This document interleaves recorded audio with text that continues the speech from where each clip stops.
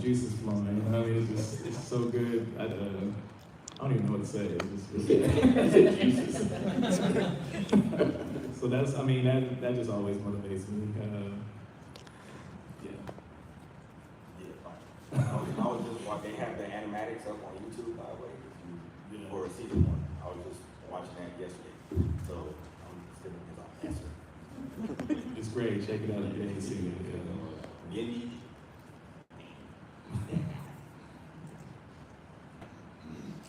What's up, y'all? I just want to say I'm just excited to be here. I camped out since Thursday to see y'all.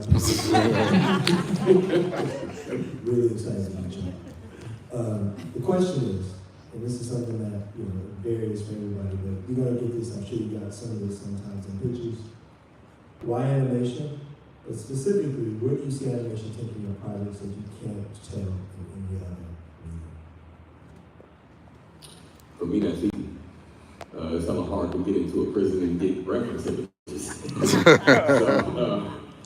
Well, fortunately, I don't know if it's fortunately, but I found CG in the prison system. In Tracy, they had a drafting class, and inside the drafting class, they had computers that had CG on them. So my former instructor, Mr. Cass, he got me clearance to go back into the prison system to get like videos and pictures and whatnot. But trying to make something that's in the prison system, the red tape is ridiculous. So making an animation, I can do that on my own. So that's the easy answer for me for this particular project. And the feature's coming, so yeah. Okay. I think for me, it's two answers. One, kind of similar to what Dre said, to have a flying train and like spirits that people run through is very expensive and kind of hard for live action.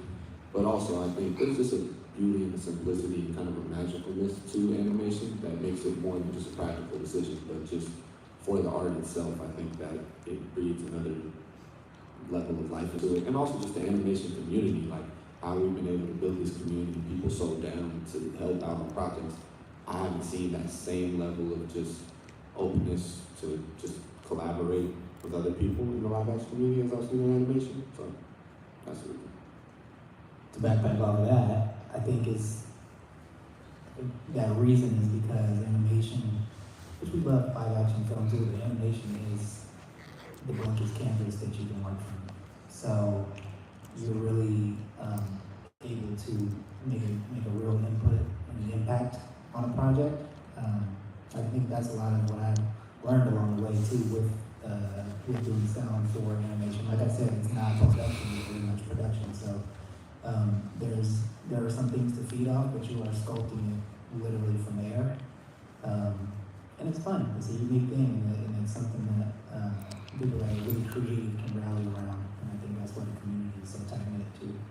And then on top of that, being able to tell stories with people that look like you and are, kind of come from the same, similar, or just that background and wanting to be able to tell our kind of stories, I think, is an additional component that's really special.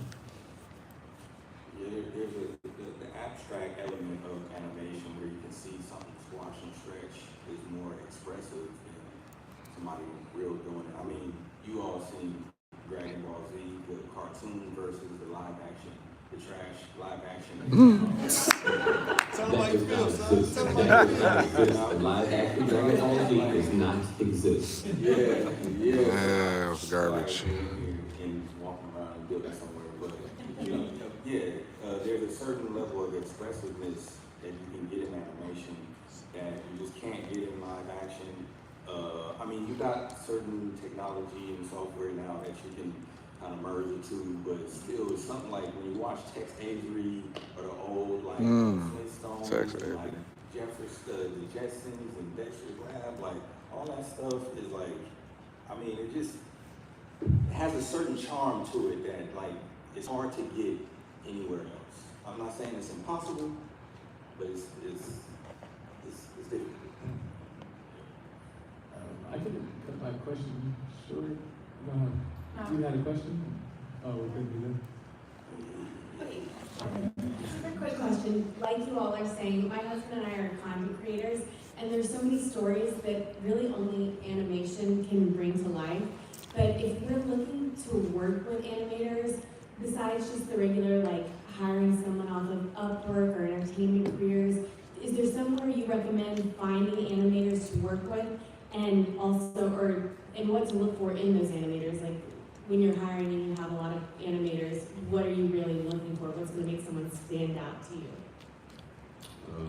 One or two people respond, and then people can continue after. I think We are very open people, so yeah. That's One true. or two people. I say we continue outside, but I think you want to look for a mixture of creativity, but also a person that knows the foundational aspects of animation as well. So you got to kind of know the rules before you can break them. You know what I mean? So like think about a person like Don Bluth. You know, that's a person that's been doing animation for so long. You can give him an idea, and because of his history of what he's done, he'll take that idea and make it 1,000 times better. But it started from the foundational aspects and the skills that he's honed over the years. So he can take that. I'm not saying go hire Don Bluth. I'm just saying that that's what you want to look for, a mixture of that creativity and the foundational skills as well. That's the kind of, and of course if they ain't cool, man, if they ain't the flavor of the steak, don't do it. If they gotta have the energy, you gotta have the right energy. So that'd be my answer.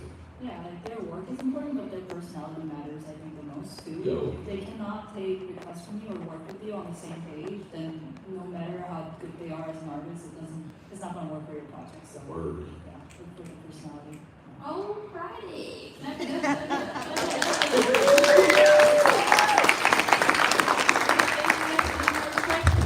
We are very loving and open people. We can go outside. We can, come up to them and ask them questions. Thank you for coming. Thank you.